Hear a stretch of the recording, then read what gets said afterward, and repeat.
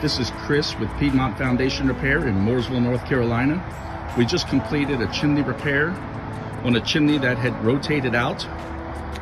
And as you can see, the gap closed completely up after the lifting.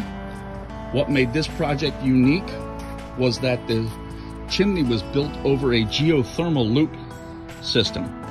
And we had to jet micropiles in to avoid any disturbance or damages to the underground utilities.